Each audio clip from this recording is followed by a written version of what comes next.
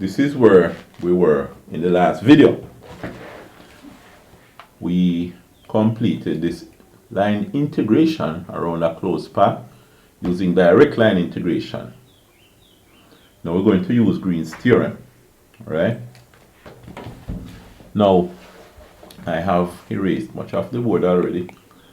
I didn't erase the answer though. We're supposed to get negative 24/5 when we finished. So let's look at how this works. We're looking now at part B using Green's theorem. Now the formula for Green's theorem, one way to write the formula is to say the integral along a curve around a closed path of P, the horizontal component of each vector in the vector field, times the horizontal change in x, plus q, which is function of showing the vertical components of each vector in the vector field, times the change in y, dy. Now that is equal to a double integral around the region that is enclosed of delta q by delta x minus delta p by delta y.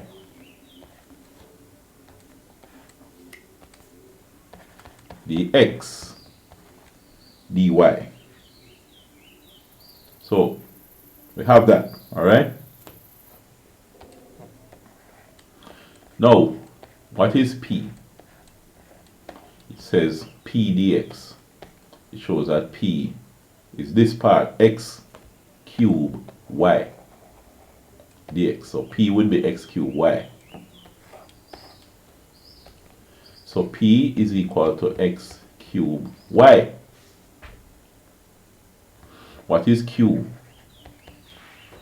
Q is whatever multiplies dy. So it's x y cube. That is q. Q is equal to x y q. Alright? Now we need to find the partial of q with respect to x and the partial of p with respect to y. Hopefully you'll get a formula sheet, whatever exam you're doing with this. But let me see if you have a pattern here. P dx plus q dy equal. You start with delta x, then delta y minus, and you switch them around. You find the partial of the horizontal with respect, no, partial of the vertical component with respect to the horizontal change, partial of the horizontal component with respect to the vertical change. That's one way I could try to remember it. But anyway, partial derivative of p with respect to x would be 3x squared y. Alright? See that? Oh, it's y. It's q with respect to y. I mix them up. This is partial of q with respect to y. So the partial derivative of q, which is by partial y, would be 3x y squared then. Right? That's partial of q by partial y. Because p is x cubed y and q is x y cube. Alright? Now, here,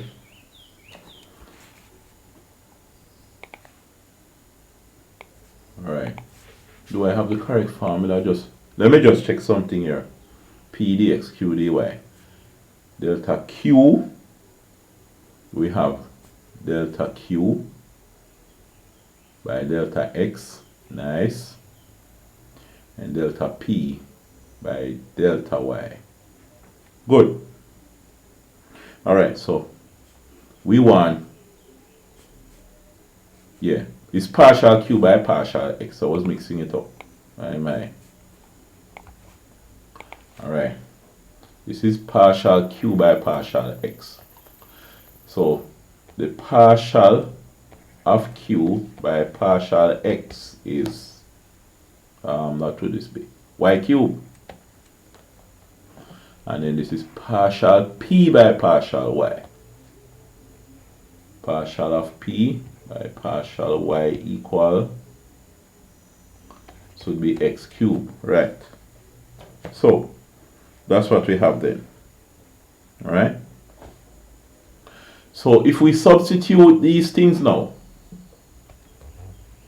what we're doing is looking at a double integral around the region R of partial Q by partial X is really Y cube minus partial P by partial Y is X cube.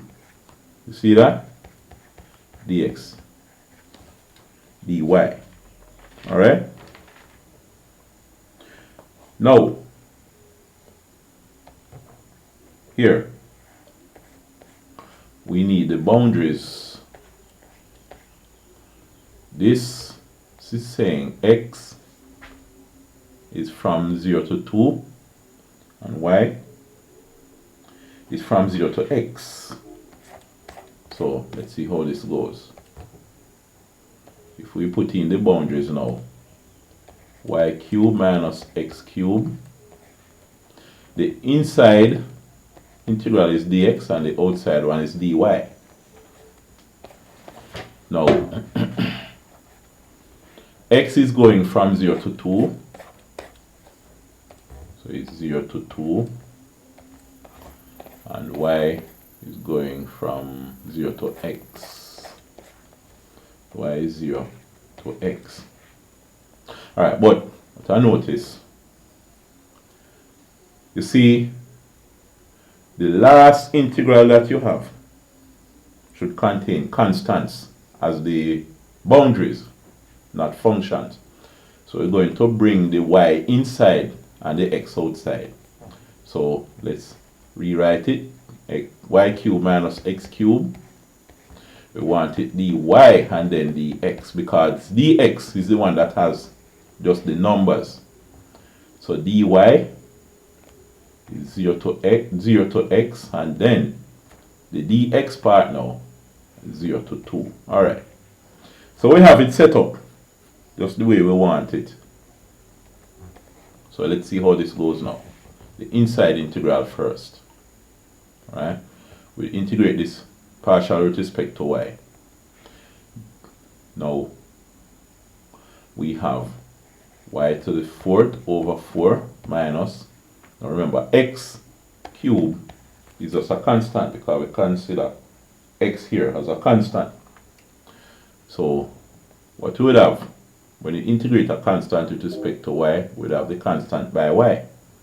So it's just x cubed y. Alright? Remember the power rule. If you have 5 with respect to y, this is 5 is really 5. It's really 5 by 1, right? But what is 1? 1 would be y to the 0, right? And then when you integrate, you add 1 to the old power and divide by the new power that you get. 1 to the old power to get a new power, divide by the new power. So you would have 0 plus 1 is 1. So y to the 1 over 1 just 5y. So you integrate 5, you get 5y. Just a reminder here. You should remember those things by now. The boundaries are from 0 to x. Now later on you'll do this integral with respect to x. You do the dy first. Later on you do the dx. So let's fix this up. You're going to integrate from 0 to 2 of all of this dx. Right, what happened here now? When you substitute the boundaries, for y. whatever this number is, you put it for y. So this now, y to the fourth becomes x to the fourth. That's over 4 minus x cubed by y. Y takes the value of the upper boundary x. Right. Minus the lower boundary now. This will be 0 to the fourth over 4 minus x cubed times 0. But all of this part would become 0, right? So what you have is the integral from 0 to 2 of this part now is x to the 4 over 4 minus x to the 4. Alright, see that? Dx. We're going to integrate all of that with respect to x. So what happens here now? When you integrate x to the 4th with respect to x, you get x to the 5 over, well, this had 4 already, and you divide by 5. So this will be multiplied by 5 minus x to the 5 over 5. Square bracket I should use. Going from 0 to 2, right? So what you have? X is 2 in the upper boundary. So it's 2 to the 5 over 4 by 5 is 20 minus 2 to the 5 over 5. So that part minus the lower boundary would be 0 to the 5 over 20 minus 0 to the 5 over 5. See that? Alright.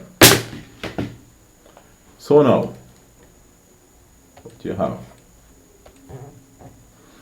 2 to the 5. 2 2 is 4, 4 2 is 8, 8 2 is 16, 6 2 is 32.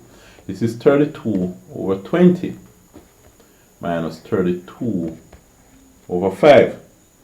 Right? This would be what now?